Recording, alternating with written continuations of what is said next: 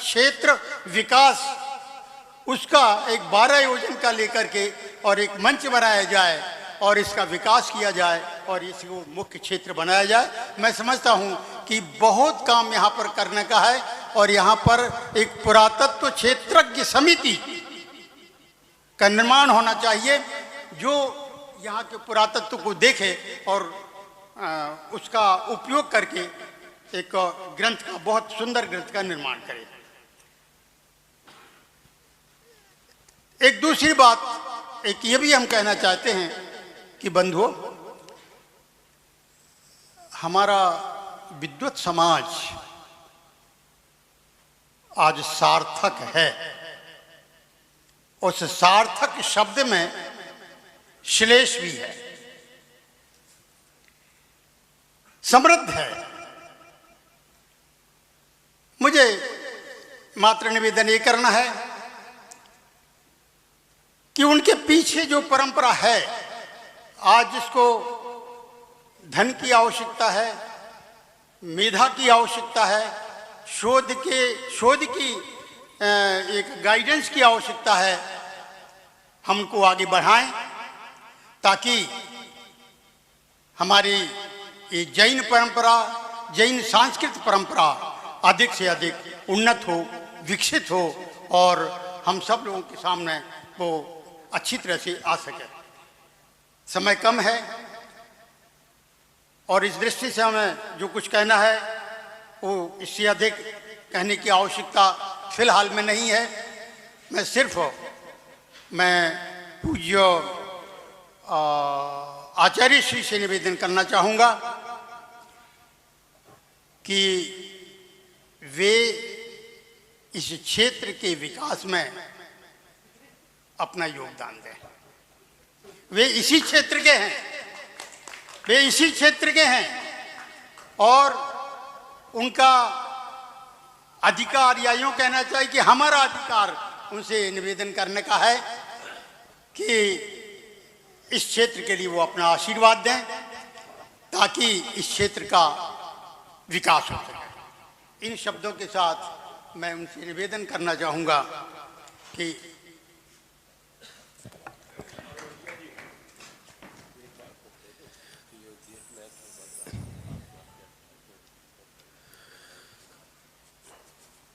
पधारें, कृपया अभी बाद में बात कर लीजिएगा। अभी आप पधारिए दामोदर साहब जी।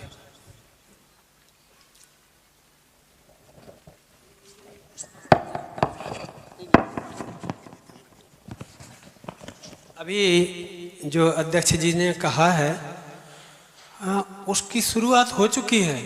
सुरेश जी साहब इन सब चीज़ों में बहुत तत्पर हैं।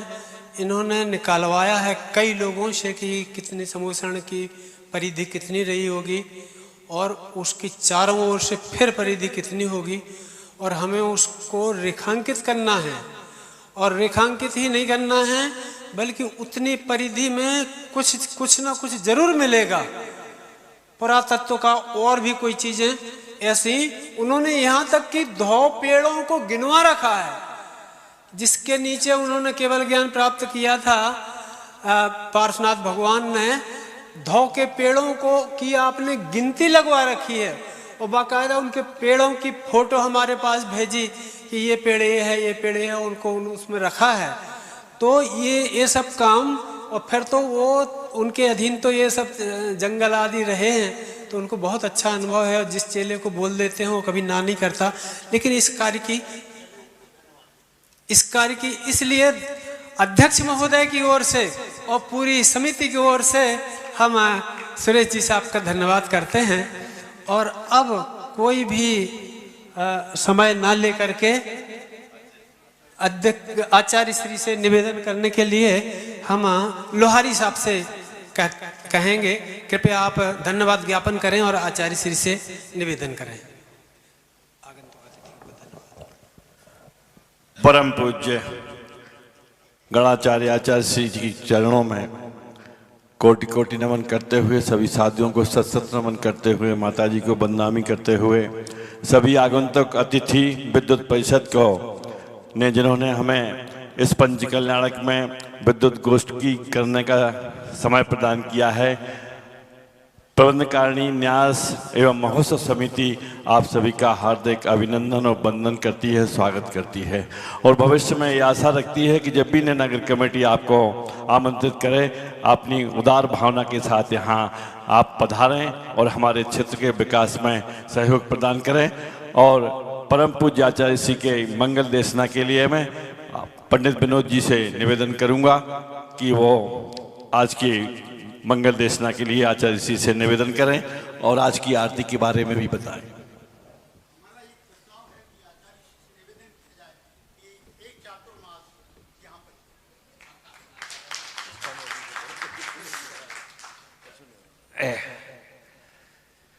सहयोग करने के अपने अपने अलग तरीके होते हैं। आचार्य श्री का सहयोग करने का क्या तरीका होगा मैं उन्हें नहीं कह सकता हूं, वो स्वयं अपने ढंग से करेंगे। और यह महाअनुष्ठान जिसमें पाषाण से भगवान बनाने की प्रक्रिया की जा रही है, आज गर्भ कल्याण का पूर्व रूप है। शाम को शौ धर्मेंद्र की सभा लगेगी, उसके पूर्व आरती होगी और आरती करने का सौभाग्य हम सभी को प्राप्त है।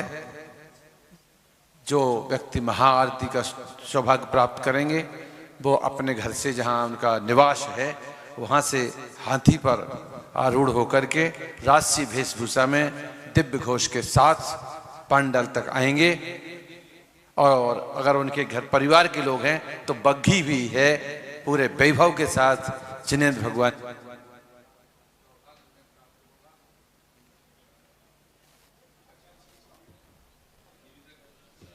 ओम। हेलो। तो इसकी राशि हमारी समिति ने निश्चित कर दी है, मात्र 11,000 रुपए की राशि है। जो भी अपना नाम देना चाहें समिति के से संपर्क कर लें। मात्र 11,000 रुपए की राशि में एक हाथी आपके दरवाजे पहुंचेगा जिसपे आप राजसी वेशभूषा में बैठेंगे, एक बग्घी पहुंचेगी।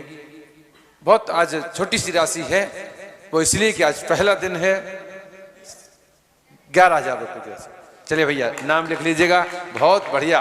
11,000 रुपए की राशि में हमारे अखिल भारतवर्षीय दिगंबर जैन विद्युत परिषद के एवं अखिल भारतवर्षीय दिगंबर जैन गोलापुरम महासभा के यशस्वी अध्यक्ष हैं। वे इस पंच कल्याण की पहली महाआरती करेंगे। सब लोग ताली बजा कर उनका अभिवादन करेंगे। और अब मैं परिवार से क्या मतलब है, क्या पूरे परिवार के, और हम तो कहते जो भी परिवार के, बग्घी भी है, हाथी भी है और पूरा परिवार है, पूरे परिवार के साथ जाएंगे।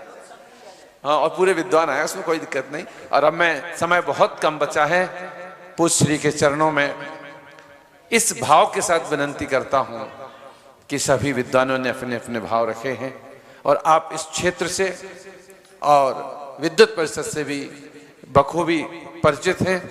मैं चाहता हूं कि इस क्षेत्र के विकास में हमें हमारी क्या भूमिका होनी चाहिए, हम सबको आप मार्गदर्शन प्रदान करें। इसी मंगल भावना के साथ गुरुवर के चरणों में बारंबार नमोस्तु। हे गुरुवर, हम सबका मार्ग प्रशस्त करें। पुष्य ओम नमः सिद्धेभ्यः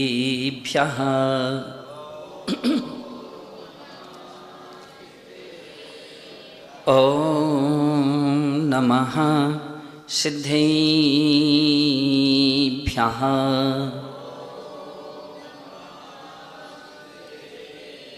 ओम नमः सिद्धेभ्यः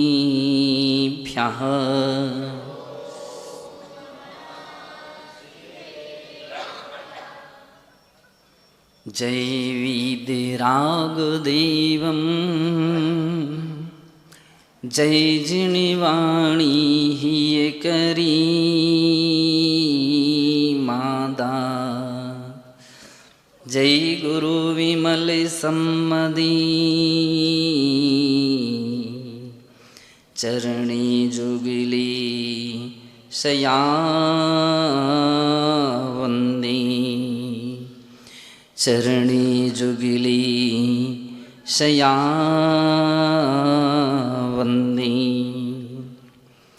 जय बोलिए अनंतानंत सिद्धे परमेष्ठी भगवान की, देवाधिदेव श्री पारसनाथ भगवान की, परम पूज्य वरदत्तादि मुनि राजों की, परम पूज्य वात्सल्य रत्नाकर गुरुदेव आचार्य श्री विमल सागर जी मुनि महाराज की, परम पूज्य तपस्वी सम्राट गुरुदेव आचार्य श्री सन्मति सागर जी मुनि महाराज की, अहिंसामय विश्व धर्म की,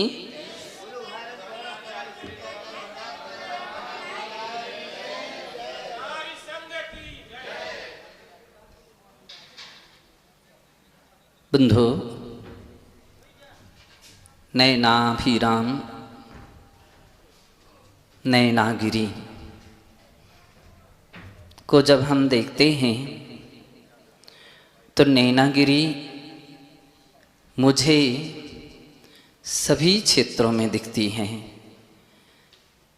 कौन से क्षेत्र हैं जो नैनाभिराम ना हो?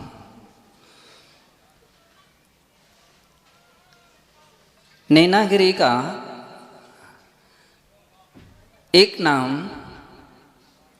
आप लोग रेसंदीगिरी कहते हैं और हमारे सुरेश जी उसके लिए जब हम लोग प्राकृत निर्वाण कांड लिख रहे थे, ऐसे मौके पर उस समय आए और चर्चा के दौरान बात हुई। संभवतः रेसंदी नहीं, रिसिंदगिरी है। ऋषियों में जो इंद्र के समान थे, ऐसे वरदत्तादि मुनि महाराज थे, तो वे ऋषिंद थे। और जिस गिरी यानी पर्वत पर उन्होंने निर्वाण को प्राप्त किया है, कठिन तपस्या करके मोक्ष को प्राप्त किया है, इसलिए वह ऋषिंदगिरी भी हमारा प्राचीन नाम रहा है। निर्वाण कांड में मैंने ऋषिंदगिरी का ही प्रयोग किया है। तीर्थ क्षेत्र के विकास के साथ अधिक आवश्यकता है हम उसकी रक्षा कैसे करें।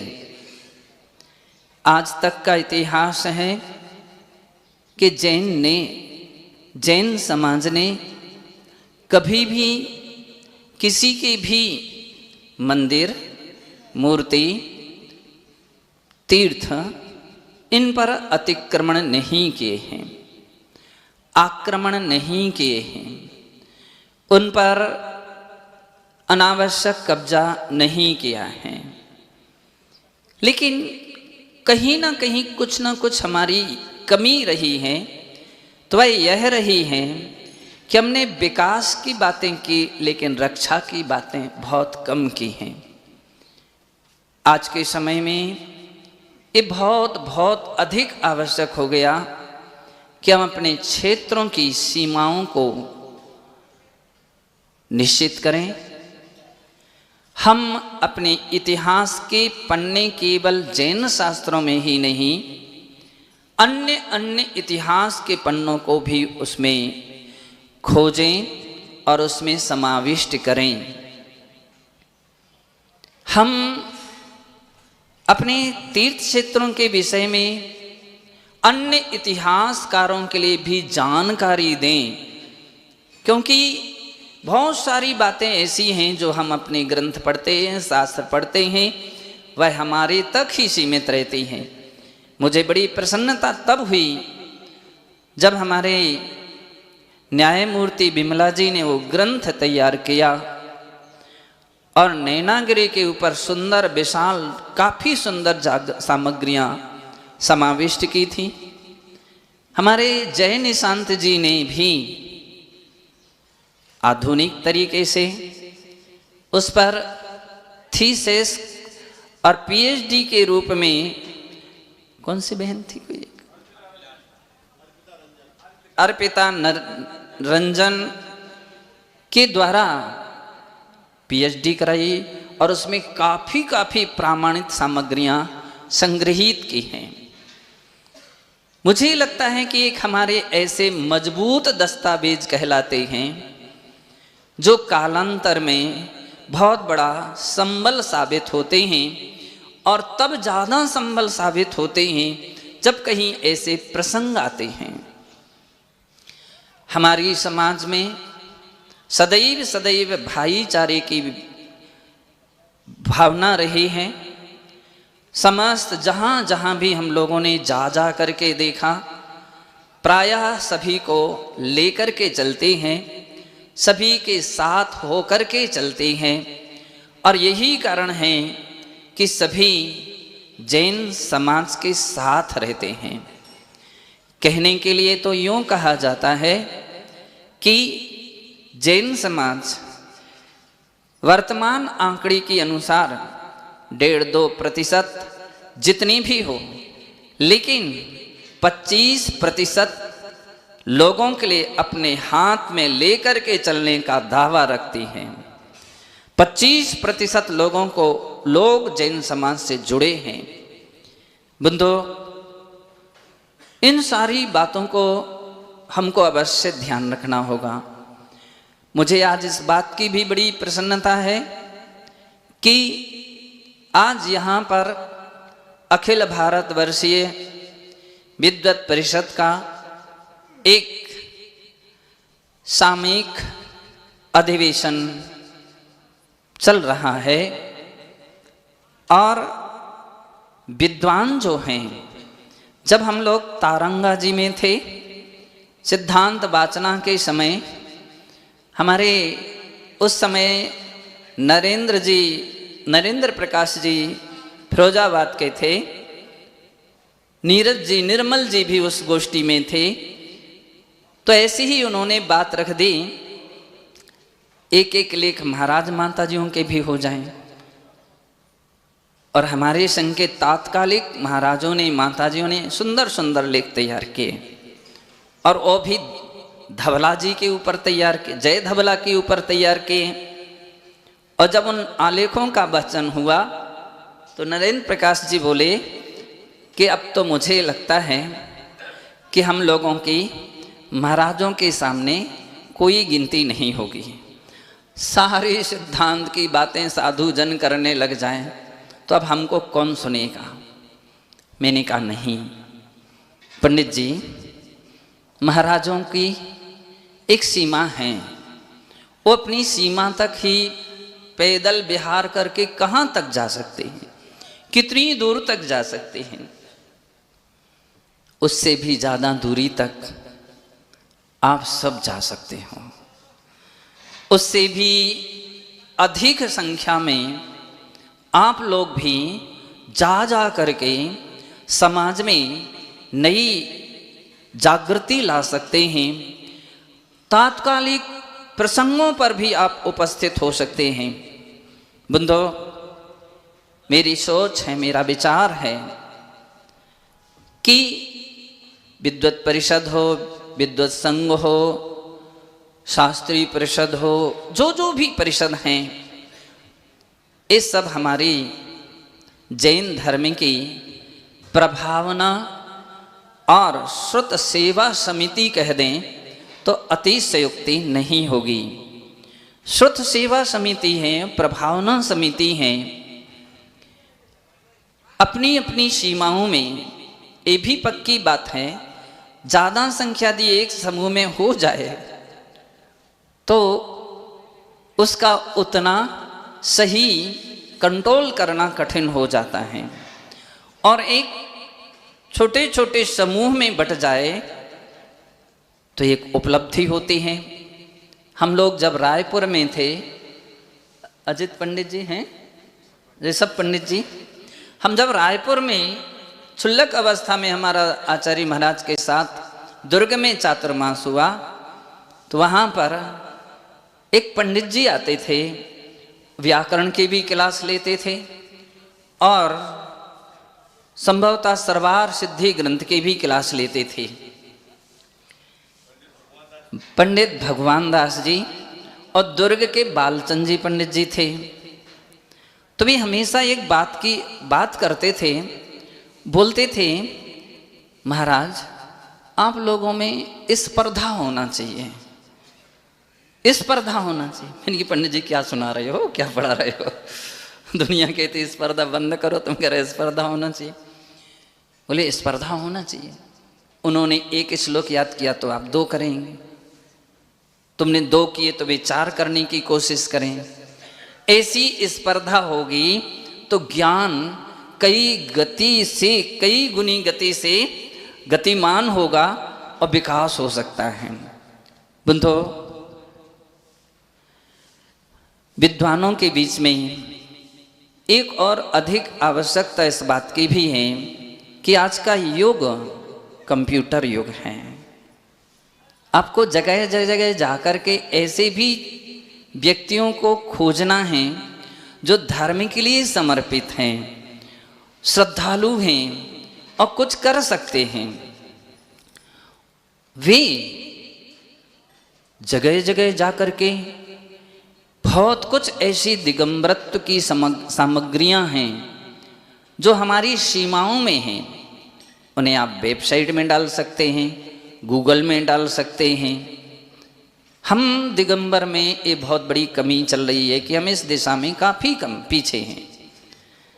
हम बहुत सारे आलेख बांचते हैं, आलेखन की चर्चा करते हैं, उनका संक्षिप्तीकरण यदि आज अपनी विद्वत परिषद है तो ऐसी भी संक्षिप्तीकरण जो महत्वपूर्ण सामग्रियां हैं उनको हम ऐसा सुरक्षित रखते जाएं वेबसाइट के माध्यम से। तो मुझे लगता है कि एक जगह गोष्ठी होती है, 10, 15, 20, 25 जितने भी विद्वान पहुंचते हैं उनके लेख में कितना भी महत्वपूर्ण लेख निकाल दें तो 10-12 लेख तो महत्वपूर्ण निकलते ही हैं। ऐसी सामग्री अगर ऐसे स्थान पर हम डाल करके रखें तो हर ज्ञान का पिपासु उसका अध्ययन कर सकता है और उससे लाभ ले सकता है। युवाओं की दृष्टि से हम ऐसे नए काफ़ी सामग्रियां हैं जो लगती तो सामान्य हैं। अब कहीं का मंदिर सुंदर है, मंदिर की फोटो जय निशान के पास पहले कैमरा रहता था, अब वो कैमरा दिखते ही नहीं है, अब मोबाइल तो कहीं मंदिर का सुंदर शिखर है, आप शिखर की फोटो खींच लीजिए और उसको वेबसाइट में डाल दीजिए। कहीं मूर्ति सुंदर है, कहीं वेदी सुंदर है, कहीं सिंहासन सुंदर है, कहीं आपकी पांडुशिला सुंदर है। इतने सरल विषय हैं और ऐसी सामग्रियां अगर हम कलेक्शन करते जाएं। मैंने एक दिन और बहुत दिन पहले चर्चा की थी कि हमारे यहाँ कितने जगह ग्रंथालय हैं, कितनी मंदिर हैं, कितनी मूर्तियां हैं। साल का एक विषय, एक ऐसा भी अधिवेशन या सेमिनार हो कि जिस एरिया के विद्वान हो उनको पहले से सबक दे दिया जाए कि 10 मंदिर यदि आपके क्षेत्र में हैं, बस उनके मंदिर मूर्तियों के एड्रेस वगैरह, मूर्तियों की प्रशस्तियां वगैरह एकत्रित करें। मुझे लगता है हमारे भागचंद जी, भास्कर जी, मैं समझ ही नहीं पाया था पहले तो। भागचंद जी, भास्कर जी ने इतने ऐतिहासिक और पुरातत्वीय काम किए हैं। जब अपन जैन धर्म संरक्षणी सभा की वो पत्रिका देखते हैं, प्राचीन तीर्थ जीर्णोद्धार पत्रिका, तो लगता है कि हमारे भागचंद जी भास्कर को चाहिए कि ऐसे और भी आप दीपावली बनाएं, नए दीप भी जलाएं जो कालांतर में इन प्रकार की ऐतिहासिक सामग्रियों के विषय में जानकारी रख सकें और उसको समाज के बीच में रख सकें। प्रायः करके लोग बंद मुट्ठी में रखने की कोशिश करते या पता नहीं, तो सीमित रहती हैं, लेकिन ऐसी सामग्रियां प्रचार में आना चाहिए।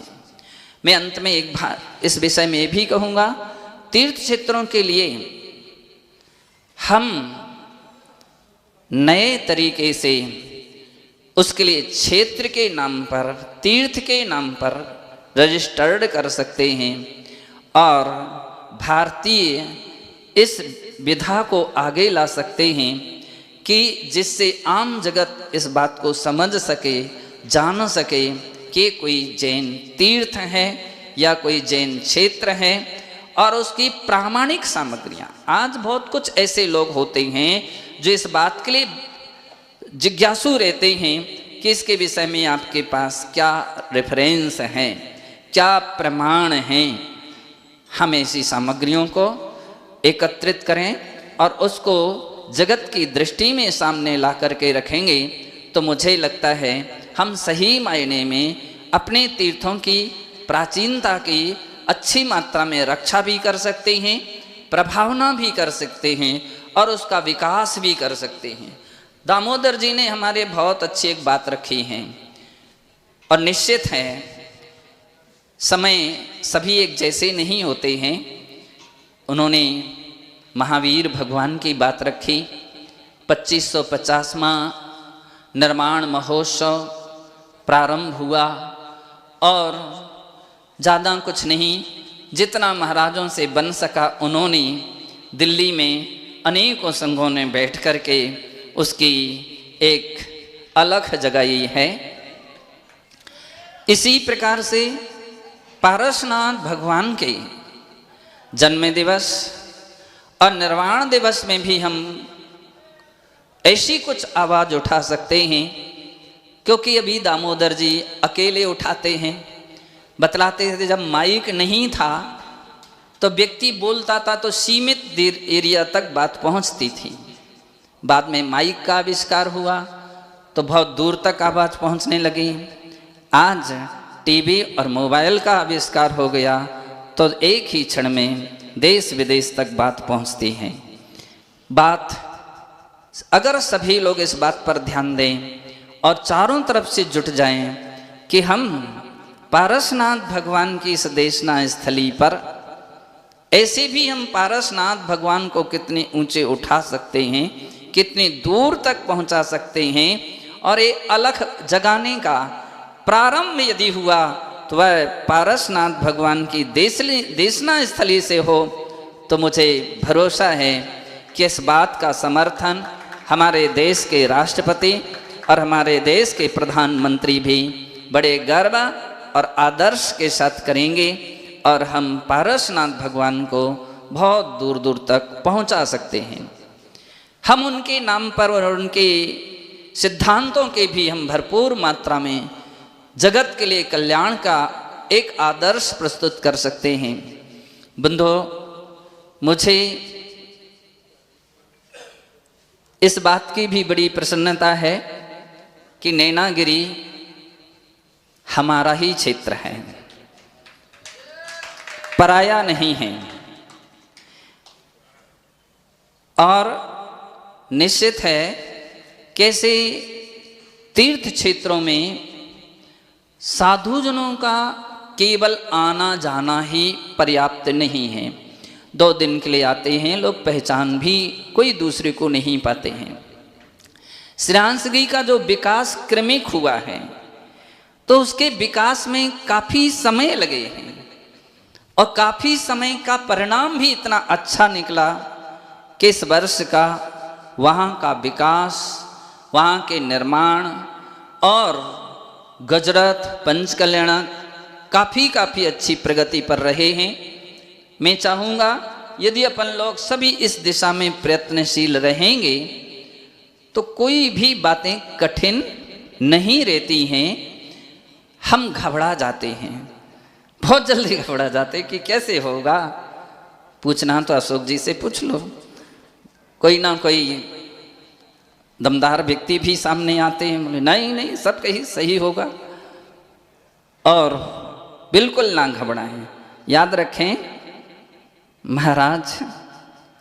महाराज हमारे गुरुदेव एक बार कहते थे कि किसी ने एक बार महाराज से कहा, सन्मति सागर जी महाराज से, विराग सागर जी का तो इतना बड़ा संघ है, कैसे क्या उनका विहार वगैरह होता होगा। महाराज ने बहुत अच्छा एक उत्तर दिया था। बोले देखो, हर साधु का अपना अपना पुण्य रहता है। ये सोच हम सोचते हैं, जब हमारे संघ में 8 से 10 पिछियां थीं और जिस दिशा में विहार करते थे तो लोग बोलते थे बड़ा संघ है। मीटिंग होती थी 2 दिन पहले से, ये व्यवस्था बनाना वो व्यवस्था बनाना। धीरे धीरे 14-15 पिछी हो गई, तो भी वो व्यवस्था ऐसी ही रूपरेखा रही। हम लोग घबराए नहीं, हमने कोई चिंता की बात नहीं। 25-30 हो गए और 18 में तो हम लोग 70 पिछी के साथ विहार किया। 70 पिछी के साथ। मैंने कि भैया एक जगह एक सदस्य से पूछा कैसा लग रहा है। बोले महाराज शुरू में तो बड़ी घबराहट थी, कैसे क्या होगा, कोई साथ सहयोग नहीं देता था। मैंने कि अब कैसे लग रहा। बोले जब महाराज संघ पहुंच गया तो मुझे तो आश्चर्य हो रहा है कि जैन समाज क्या जैनेतर भी ला करके पूछते हैं मेरे लायक कोई काम हो तो जरूर बतलाना, और आ करके व्यवस्था में सहयोग करते हैं। बंदो, इसलिए कभी भी समूह देख करके कभी ना घबराएं। आज भगवान जैनेन्द्र देव का गर्भ कल्याणक है और अपन सभी गर्भ कल्याणक की चर्चा आज तो अब नहीं, फिर आगे करेंगे और तीर्थ क्षेत्र को और उसके माध्यम से अपनी आत्मा का हित कैसे कर सकते हैं उसको करेंगे। मनोज जी कितने परिश्रमशील हैं, कितना मेहनत करते हैं। मैंने शुरू से देखा, जिस समय से शुरू श्री भूवलय ग्रंथ, मैं मनोज के लिए पहले ज़्यादा नहीं जानता था, लेकिन श्री भूवलय ग्रंथ के माध्यम से मनोज की पहचान हुई। और हमारे महेंद्र जी इतना सुंदर सुंदर उन्होंने प्रयत्न और प्रयास किया। लोगों को जोड़ना इतना आसान नहीं होता है, बहुत कठिन होता है। और कितना कठिन होता है किसी परिवार के लोगों से पूछ लीजिए। लोग कहते हैं कि आप इतना संग लेकर के कैसे चलते हैं। मैंने कहा कभी सुनना भी पड़ता है और कभी सुनाना भी पड़ता है। हम कभी किसी को बात बतलाते हैं सबके लिए, तो उसके पहले हम सबकी बात मान लेते हैं, हम सबकी मान लेते हैं। अगर हम 4 बातें मानेंगे तो भरोसा है कि हम 10 बातें मनवा भी लेते हैं, और सभी लोग उस बात को सौभाग्य मान करके मानते हैं। यह मनोज जी की विशेषता निरंतर सबको संगठित और विकसित करते रहे और सेवा करते रहें, खूब उन्नति करते रहें। ऐसा मेरा आज उपस्थित बहुत सारे लोग हैं। मैं देखो 1-1, 2-2 के नाम कितना भी लेंगे तो भी बात पूरी नहीं होगी, समय सीमित होता है। उपस्थित सभी विद्वानों के लिए मेरा बहुत बहुत आशीर्वाद है। जय बोलिए महावीर भगवान। एक छोटा सा कार्यक्रम है।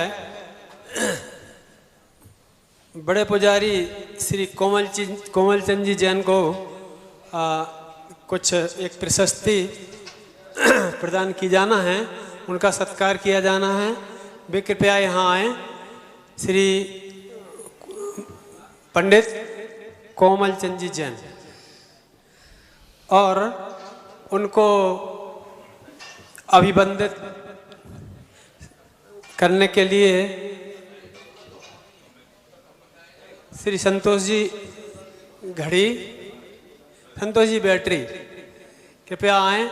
यहाँ के महामंत्री सुरेश जी जैन साहब और इस परिषद के अध्यक्ष महोदय डॉक्टर भास्कर जी, विनोद कुमार जी प्रतिष्ठाचारी और मुख्य प्रतिष्ठाचार्य जय भैया जी कृपया आएँ और कार्यक्रम संपन्न कराएं। जब तक आप लोग आते हैं, एक सूचना है वो विनोद कुमार जी दे रहे हैं। ध्यान दीजिए, आरती का समय शाम ठीक 7:30 बजे होगा। उसके उपरांत शास्त्र सभा और फिर सौधर्मिंद की सभा होगी। सुबह 7 बजे का समय है। और एक विशेष जानकारी मैं ये देना चाहता हूँ कि पंडित श्री गुलाबचंद जी पुष्प की जन्म शताब्दी वर्ष पूरे वर्ष मनाया जा रहा है। इसके लिए सभी विद्वज्जनों से एवं सभी उपस्थित महानुभावों से विनम्र निवेदन है कि वे पुष्प जी के साथ जो उनके व्यक्तिगत संस्मरण हैं उन्हें लिख करके जरूर देवें कि उनकी एक स्मरणांजलि स्मारिका के रूप में प्रकाशित की जा रही है, तो उनके वह संस्मरण उसमें अवश्य जोड़े जाएंगे। आपसे बार बार निवेदन। आपका सत्कार करवाएं। यहाँ बीच में पधारे हैं आप। ये आपकी जो प्रशस्ति है उसका वाचन कर रहे हैं। नहीं करिए, प्रारंभ करें। श्री सिद्ध क्षेत्र नैनागिरी जिला छतरपुर मध्य प्रदेश बरदत्तादि पंच महर्षियों की सिद्ध भूमि पार्श्वनाथ देशना स्थली समवसरण भूमि श्री पार्श्वनाथ के द्वितीय भाव के गजराज वज्रघोष की स्वर्ग भूमि नैनागिरी में महावीर के भगवान महावीर के 2550 में तथा पार्श्वनाथ के 2800वें निर्वाण वर्ष के उपलक्ष्य में श्रीमद जिनेन्द्र पंच कल्याणक प्रतिष्ठा महोत्सव के समय 4 से 7 दिसंबर के इसमें समय परिधि समय में प्रतिष्ठाचार्य पंडित जय निशांत जैन, पंडित विनोद कुमार जैन रजमास, पंडित अशोक जैन बमोहरी, पंडित ऋषभ जैन और पंडित मनोज जैन आहार, इन सबके सानिध्य में एक प्रशस्ति पत्र बड़े पुजारी पंडित श्री कोमल चंद जी जैन को प्रदान की जाती है। इसके साथ ही नैनागिरी क्षेत्र परिवार उन्हें पंडित की उपाधि से विभूषित करती है। इस पंडित परिषद में आपके लिए बहुत बहुत धन्यवाद।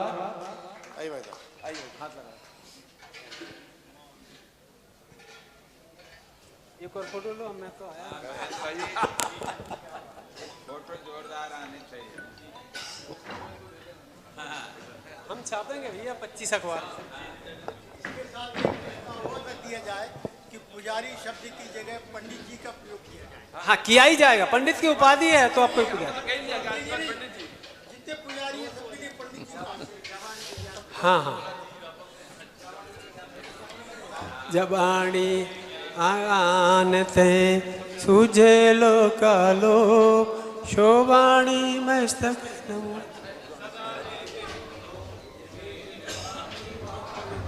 एक ग्रुप फोटो होना है। अभी कोई जाएंगे नहीं। संघ से भी निवेदन है प्रार्थना है, ग्रुप फोटो होना है।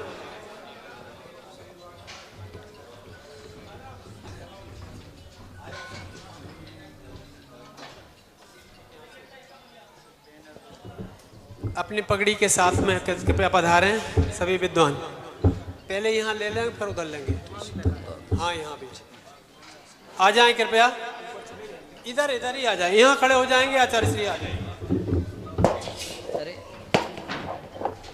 पंडित जी हमको बैठना है।